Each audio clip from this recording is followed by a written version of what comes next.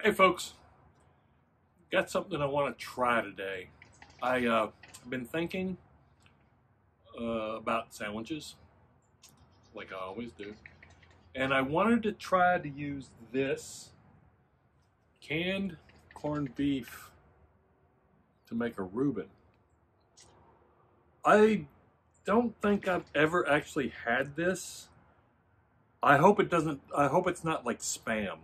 Uh, Certainly looks like it could be. This is actually a product of Uruguay, and this is the only one that I could find in my grocery store. This is the HEB store brand. It says premium quality corned beef, and if you look at the ingredients, it's corned beef, which is pretty good if you ask me. It says there's 6 servings in this container. Now, I'm actually going to refrigerate this because they suggest on the packaging to refrigerate this to make it easier to slice, because that's what I'm going to do. I'm going to slice this. I'm going to do probably about two pretty thick slices, put them on rye bread with some sauerkraut, some Swiss cheese, some Thousand Island dressing, and see if it makes a decent Reuben. I kind of wanted to try this. Normally with a Reuben, I would use like, corned beef from the deli or corned beef that I made myself. But I wanted to try this because the shelf life on this kind of stuff is really long. This is good to August 2026. So stuff like this is really good to have in your pantry, especially, with the supply chain the way it is today. You don't know if you're going to be able to get fresh meat or anything coming soon. I've already seen some shortages of stuff in the grocery stores, but I'm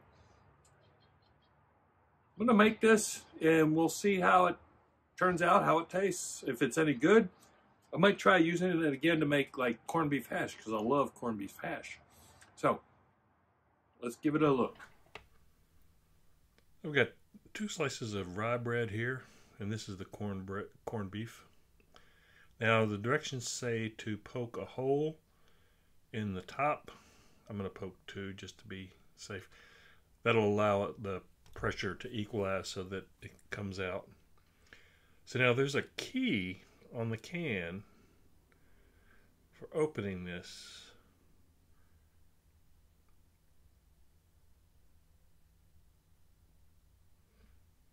Okay, apparently that's not how you do it, because you can't rotate it. Yeah, you have to reverse the key around the bottom so that you can actually open this darn thing. Okay, got it open. Let's see if we can get it out. Oh yeah, it came right out. Now I have to say, that does look like spam. Smells like corned beef. Okay, let's cut a couple of fairly thick slices off of this.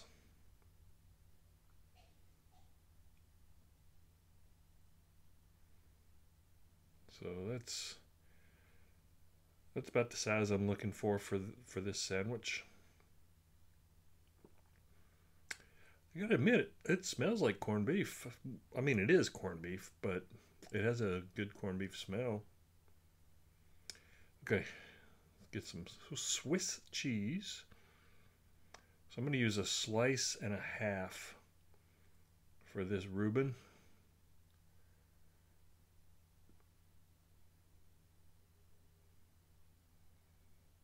I'm just going to square that off a little bit better.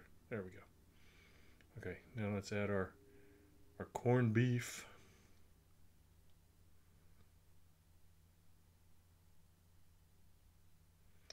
And then some sauerkraut.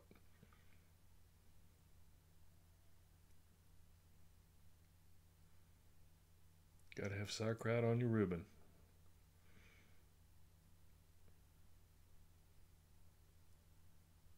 And I like a lot of sauerkraut on mine. I like sauerkraut. There we go. Now some Thousand Island dressing. Come on. There we go.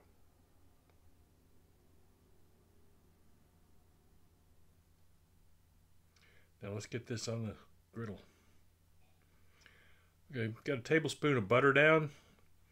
And this is how I make all of my grilled sandwiches, grilled cheese, tuna melt, patty melt, or whatever. Put down a tablespoon of butter, let it melt, and then put down the bread, both slices, and then get some of that butter on both slices. And squish it down a little bit. And my wife wanted just a grilled cheese sandwich on the rye bread, so I'm making her grilled cheese. And then now we're going to flip it over. That's looking really good. Nice and toasty. So I just want to cover this with a lid. Help speed up the warming process. Okay, we're done. Let's plate this and give it a taste. See how we did. Okay, I'm just going to cut this in half.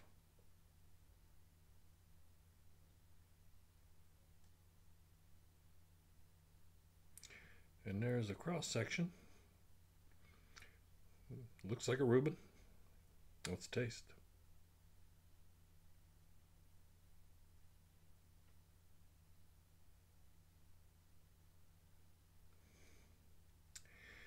I gotta admit, it tastes pretty good, but boy, the texture is terrible.